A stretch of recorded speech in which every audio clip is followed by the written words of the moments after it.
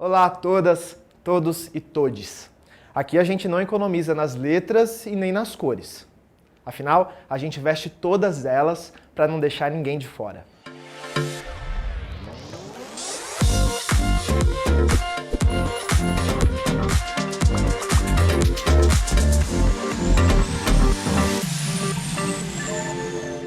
Eu sou o Vinícius e esse é o primeiro episódio do programa Nós Vestimos Todas as Cores. Essa é uma iniciativa da Confederação Nacional das Trabalhadoras e dos Trabalhadores do Ramo Vestuário da CUT.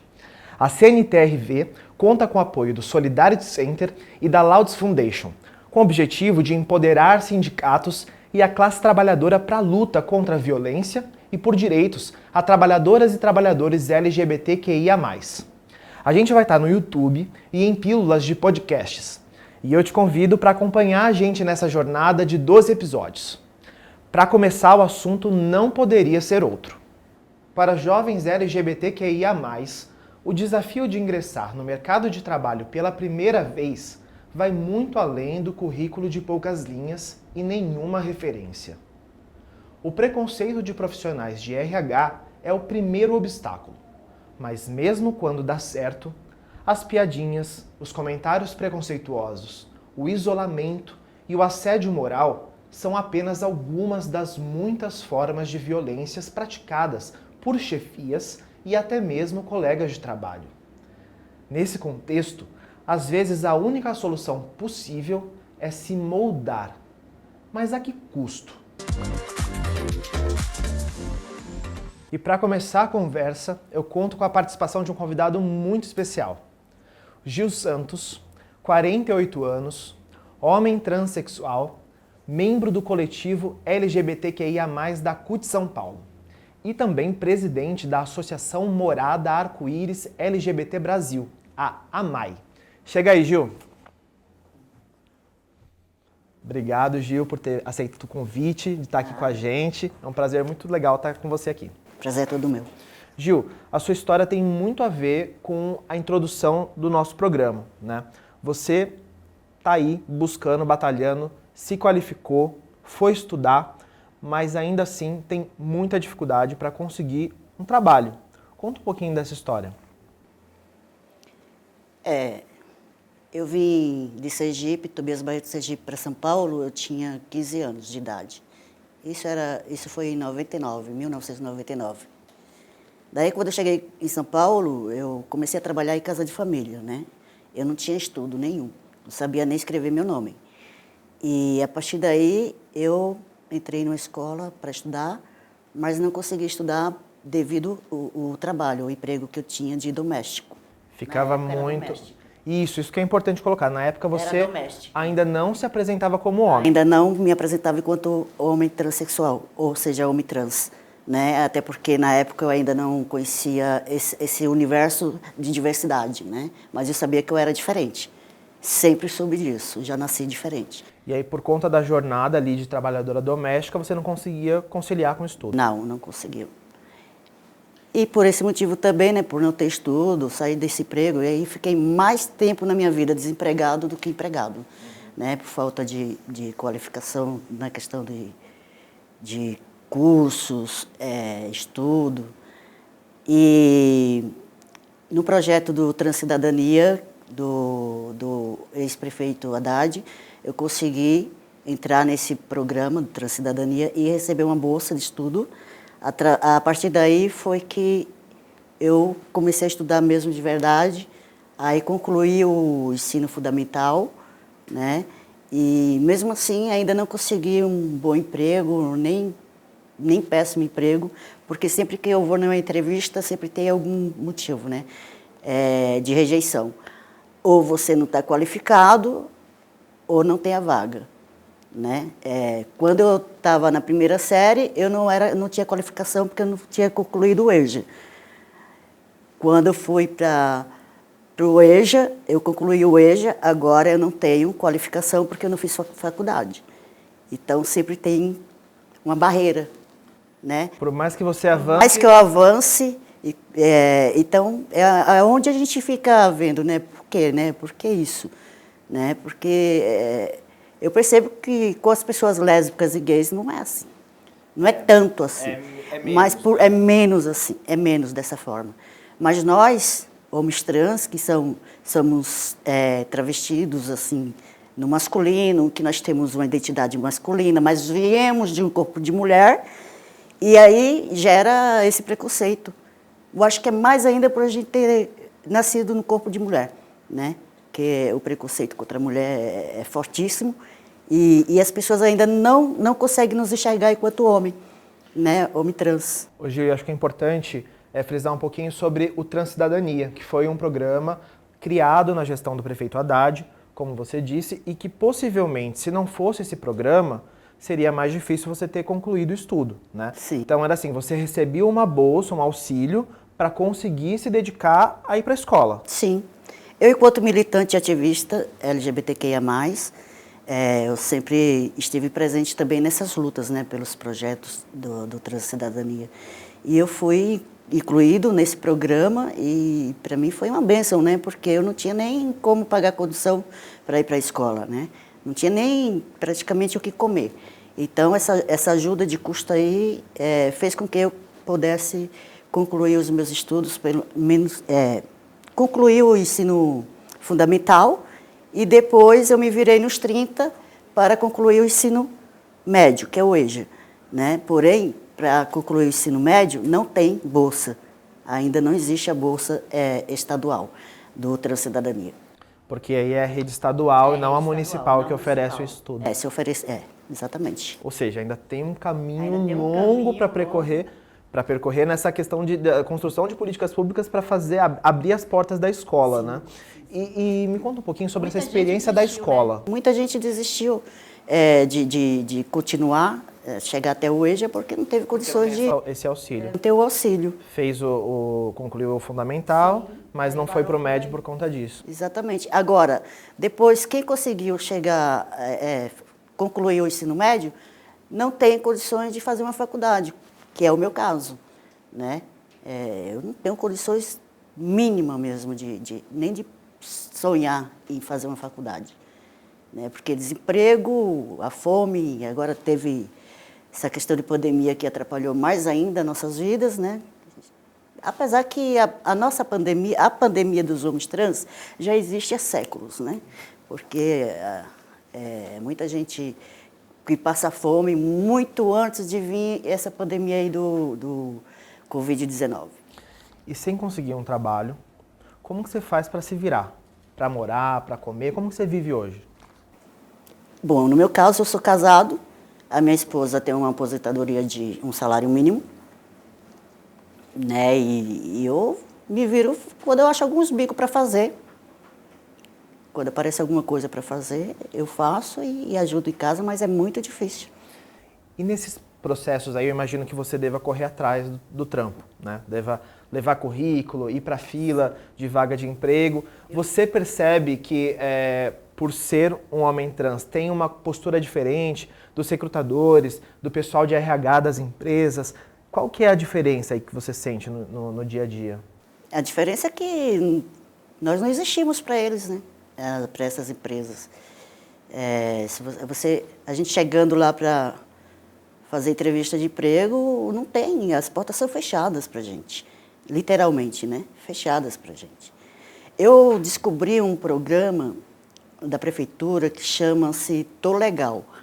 Fiquei bem interessado nesse programa, eu acho bem importante a gente rever isso aí, porque quem sabe seja uma oportunidade, né, da CUT poder atuar vendo vagas, cotas. Tem gente que é contra cotas, eu não sou, né? Porque eu acho que é das cotas que tem um começo, um bom começo. Eu acho que dá para trabalhar nesse Tô Legal buscando espaço, né, nas ruas para trabalhar como ambulante, né? Esse Tô Legal, ele oferece espaço, obviamente tem que pagar alguma taxa, não sei dizer quanto agora, mas existe esse programa que é de 90 dias e 90 dias, você tem que renovar 90 mais 90 e tal, né? Mas eu acho que daria para a CUT fazer essa discussão com a prefeitura, quem sabe a gente consegue aí cotas para que os homens trans possam trabalhar como autônomo mesmo, né? Como ambulante, mas sem precisar fugir do rapa, essa questão toda aí, né? Apanhar do rapa, ser roubado do rapa, né? Porque, na verdade, eles levam mesmo toda a mercadoria e depois não devolvem. Então, isso é complicado. Até nisso é complicado você tentar arrumar um dinheirinho, comprar algumas coisas para vender, uma água, um suco, um almoço, alguma coisa. É complicado para você viver, porque você não tem onde vender, se você não tiver autorização da prefeitura. Ô Gil, e eu imagino que muitas LGBTQIA+, especialmente pessoas trans, as travestis, vivendo essa realidade que você contou pra gente de forma muito tocante, elas têm dificuldade até em conseguir um lugar para morar, né? Muitas são expulsas pelas famílias, vão para as ruas, e você está aí trabalhando num projeto muito interessante, né? Articulando ainda, porque é difícil viabilizar, uma tarefa árdua, mas focado aí na questão de políticas públicas para habitação social destinada a pessoas LGBTQIA+. Conta um pouquinho pra gente. Então, né, infelizmente, a gente tinha um programa bom, que era o programa do Minha Casa Minha Vida, né, que infelizmente o Bolsonaro acabou.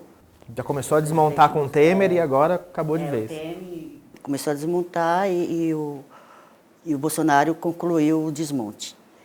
Então, assim, ficou mais complicado ainda a vida das famílias, das pessoas LGBTQIA+, e todas as famílias.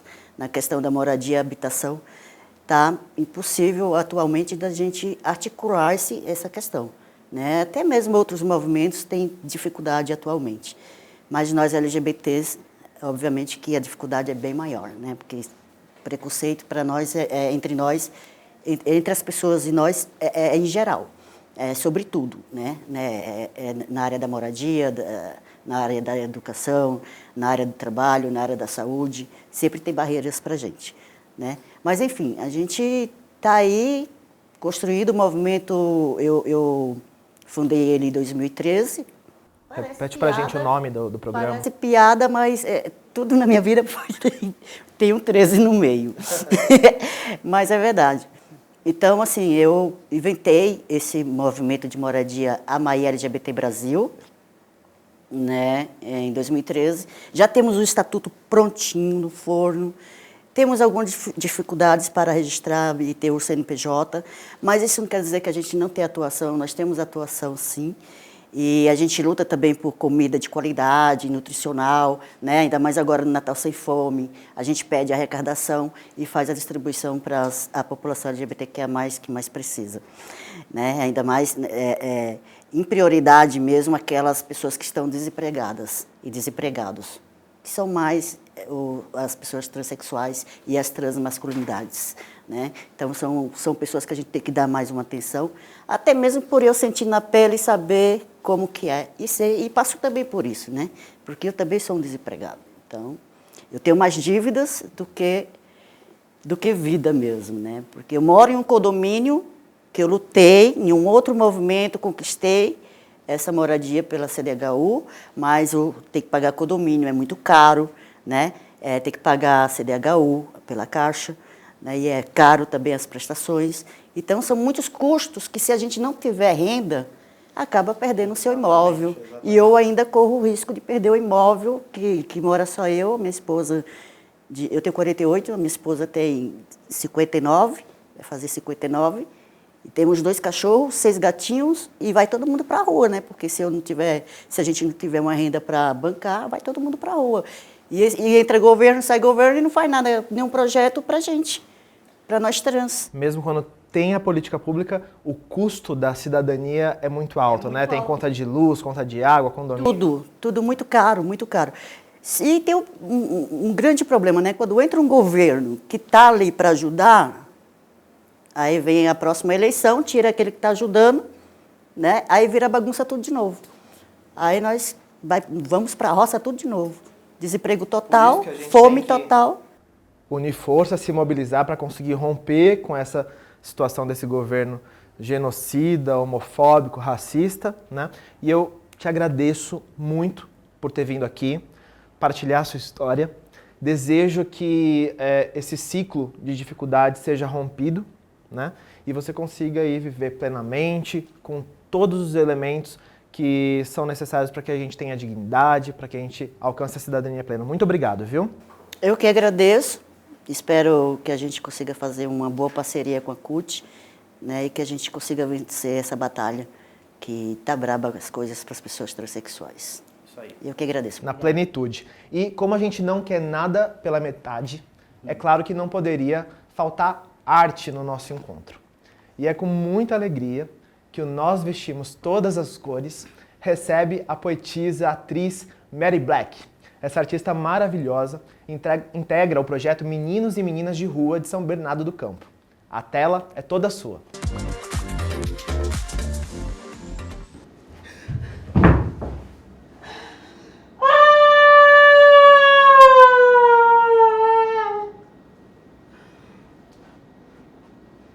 Navegando pelo mar, choro, desespero e solidão traz na mente uma cultura e a saudade da nação. É ama, mãe de leite, violentada pelo patrão. Na lavoura no garimpo começou a exploração. Na África, eu fui na África, sonhando, delirei, que pisei na terra-mãe, a liberdade conquistei. Salve Luther King, salve o Rei Zumbi, salve Bob Marley, Acontirene e Malcolm X. Dizem por aí, não é novidade não, negros, conscientes, estão querendo a liberdade, voltar para o quilombo dos Palmares. Quem vai pegar a lança? Quem vai? E acreditar, ter esperança. Na África, eu fui, sonhando delirei.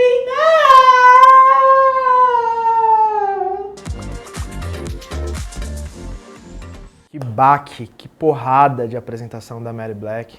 Obrigado, Mary, por participar aqui do Nós Vestimos Todas as Cores. Uma honra muito especial receber você. E a nossa conversa sobre o ingresso de LGBTQIA+, no mercado de trabalho continua, com uma convidada empoderada e com uma trajetória de muita força, muito especial no ativismo trans. Ela tem 30 anos, trabalha como assistente de administração e atua na diretoria da ATS, a Associação de Transgêneros de Sorocaba.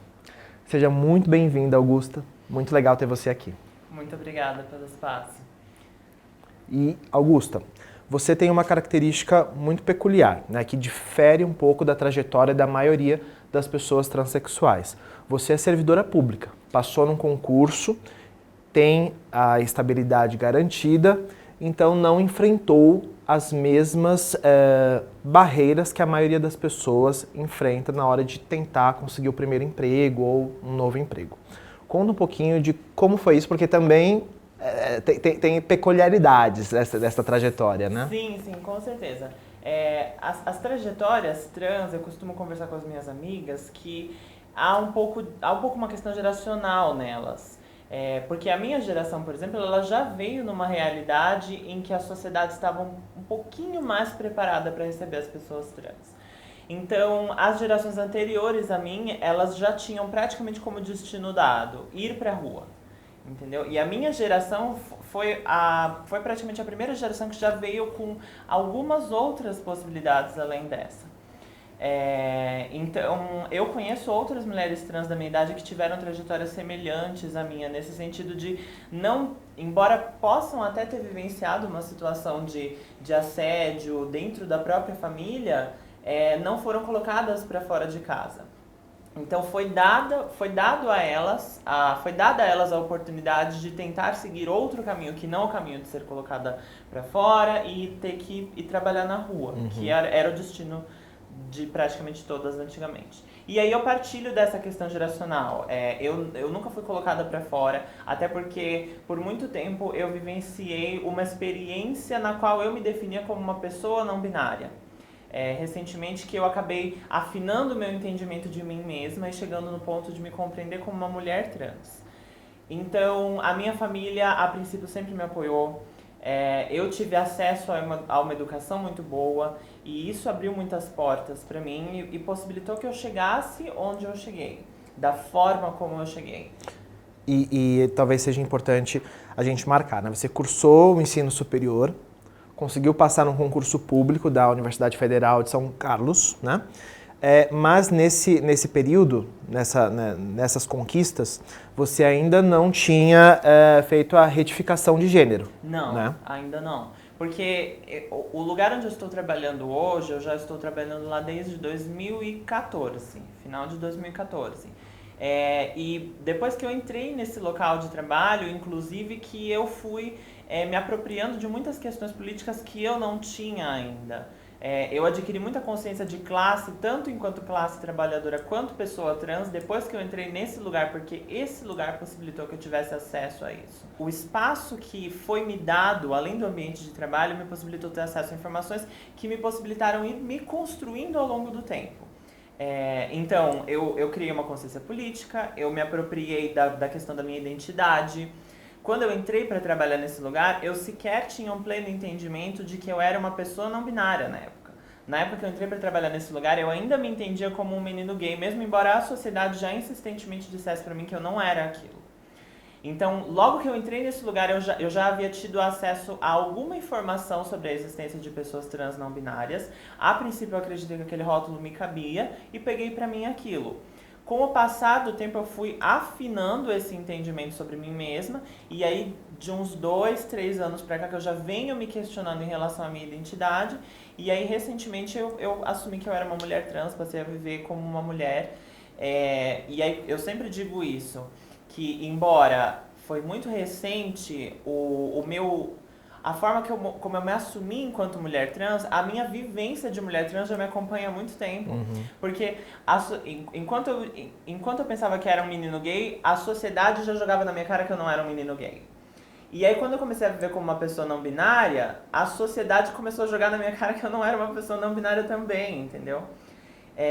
E agora eu acho que eu finalmente consegui chegar num ponto em que eu tô me sentindo plena como um todo, tanto na minha perspectiva individual, quanto na minha perspectiva de inserção na sociedade.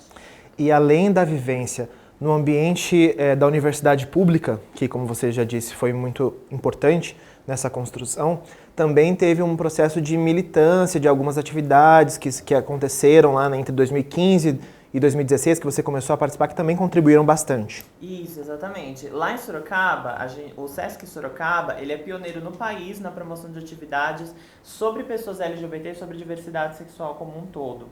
É um projeto em específico que existe dentro do Sesc Sorocaba, chamado Nós Diversos. Esse projeto, antes da pandemia, ele promovia mensalmente atividades de formação, informativas, culturais, sobre pessoas LGBT. E eu tive acesso à informação de poder visitar essas atividades por conta do local onde eu trabalho, porque o lugar onde eu trabalho estimula esse tipo de atividade entre as pessoas. Então eu comecei a frequentar essas atividades no Sesc, que foi onde eu também fui me aproximando da militância que existia na cidade de Sorocaba, que não estava incluída no meu ambiente de trabalho. Uhum. Porque o lugar onde eu trabalho é como se fosse uma bolha sociocultural. Exatamente. E enquanto eu estava vivenciando uma questão de autodescoberta até mesmo dentro do ambiente de trabalho, a gente tinha tudo o que estava acontecendo lá na cidade, fora do meu ambiente de trabalho. E eu fui acessar esse fora através dessas atividades que aconteciam no Sesc. Foi graças à minha participação nas atividades do Sesc que eu consegui me aproximar e conheci a Tara, que é a atual presidenta da Associação Transgênero Sorocaba, a ATS. É uma grande amiga minha hoje em dia e é a pessoa com quem eu mais somo ali nos trabalhos dentro da ATS mesmo. E a trajetória sua, Augusta, deixa claro, né, como é importante a formação, que é o que a gente vem buscando aqui também no movimento sindical, né? Construindo é difícil, né, porque são muitas questões que estão enraizadas, mas o movimento sindical, por meio da CNTRV, da CUT, tem tentado avançar nesse sentido. E a formação é um pilar muito importante disso e você é prova viva, né? dessa questão. E tem um ponto que eu acho muito importante destacar, né? Por conta da pandemia, você está trabalhando no home office, né? Sim. E quando retornar, vai ser a primeira vez em que suas colegas de trabalho vão conviver com você pessoalmente, né? Depois da retificação de gênero. Isso. Como que tá? Você está ansiosa, nervosa ou não? Assim, não dá pra eu dizer que eu não tô ansiosa, isso seria mentir. Existe alguma ansiedade, mas existe também uma ansiedade numa medida saudável pra mim. Eu não acho que vai ser o fim do mundo, por exemplo. Eu tô bem preparada pra esse retorno. Até porque nas minhas redes sociais eu fui anunciando todas essas etapas desse meu novo entendimento, da minha retificação. E todas as pessoas que... aliás, a maior parte das pessoas com quem eu trabalho me acompanham nas redes sociais e eventualmente já tiveram acesso à informação de que eu passei por esse momento de mudança. Então, muitas pessoas, quando eu chegar lá, já vão estar minimamente preparadas para essa questão. Quanto às que não vão estar preparadas, ou aquelas que não me acompanham pelas redes sociais, aí a gente vai ter que fazer todo um trabalho didático. E não é algo que eu já não faça o tempo todo. Por isso que eu digo que a ansiedade, pra mim, nesse caso, ela existe numa medida, assim, ok, saudável. Porque eu vou fazer o que eu sempre faço. Desde que mulheres trans, normalmente, desde que elas levantam da cama, elas já estão tendo que ser didáticas com a sociedade, para que a sociedade entenda o que elas são, enfim. E antes da gravação, a gente bateu um papo e eu comentei sobre a questão da estabilidade dela como servidora pública. E ela comentou que até para as pessoas trans, até mesmo essa questão da estabilidade é relativa, porque você conhece pessoas trans que também eram servidoras públicas, mas pediram exoneração do cargo por conta do assédio e das violências sofridas no local de trabalho. Exatamente. É pra gente pensar como essa questão da estabilidade, ela deixa de ser uma realidade palpável para as pessoas trans. Até isso. Eu conheço mulheres trans, sim, que eram servidoras públicas e que optaram por deixar de lado todas as garantias do cargo que elas tinham, porque começaram a vivenciar um ambiente de trabalho que não era minimamente acolhedor para o que elas eram, mulheres trans. E para se manterem minimamente íntegras, elas decidiram deixar esses cargos. Abriram mão dessa estabilidade que deveria garantir a permanência delas ali, percebe? E uma coisa que você comentou também, antes da gravação, é sobre como, mesmo sendo uma mulher trans, que já são inúmeras barreiras e muitos desafios, você se considera uma privilegiada. Explica um pouco por quê. Eu venho de uma trajetória de privilégio, né? A começar pelo fato de que eu sou uma mulher trans branca, e que eu tenho uma aceitação mínima das pessoas do meu entorno. Eu nunca vivenciei nenhuma situação de assédio ou de violência física que me marcasse fundamentalmente. Eu sempre tive pessoas que me deram um mínimo de respeito. Até porque eu cobro isso. Eu sempre fui uma pessoa que sempre deixei claro que a minha prioridade nas minhas relações interpessoais é o respeito, assim, indiscriminado. E as pessoas, elas me reciprocaram isso com o passar do tempo. Então, eu realmente nunca vivenciei nenhuma situação difícil que me marcasse. E isso é uma questão de privilégio. Também é privilégio o fato de eu ter vindo de um núcleo social que me possibilitou ter uma formação de qualidade. É privilégio o fato de eu, graças a essa formação, ter conseguido trabalhar no local onde eu trabalho hoje, que é um local extremamente acolhedor. Então, assim, a minha vivência como um todo, ela é de privilégio. E quando eu converso com as mulheres trans, especialmente as das gerações anteriores às minhas, eu identifico ainda mais o peso desses privilégios. Porque como a gente falou no começo da conversa, essas mulheres trans das gerações anteriores às minhas, elas já tinham como destino certo ser expulsas de casa e serem colocadas para trabalhar na rua. E mesmo essa postura sua de se impor, né, de exigir o respeito, tem muito a ver com os instrumentos e as ferramentas que você adquiriu por meio do estudo da formação, né? É consequência já disso. Augusta, sua trajetória, sua história enriqueceu muito a nossa conversa. Eu te agradeço profundamente por ter aceito o convite e partilhado tanto conhecimento, tanta vivência legal com a gente. Obrigado, viu? Eu que agradeço o espaço. Muito obrigada. Muito legal. Pessoal, com essa mensagem de força da Augusta, a gente fica por aqui no nosso primeiro episódio. continue acompanhando a gente pelo YouTube, se inscreve lá no canal Roupa Colorida, só lá no sininho se inscrever para receber as notificações sobre novos programas. E é claro, vista você também as cores do respeito, da equidade e da não violência. Um abraço para todo mundo, fiquem bem e até a próxima.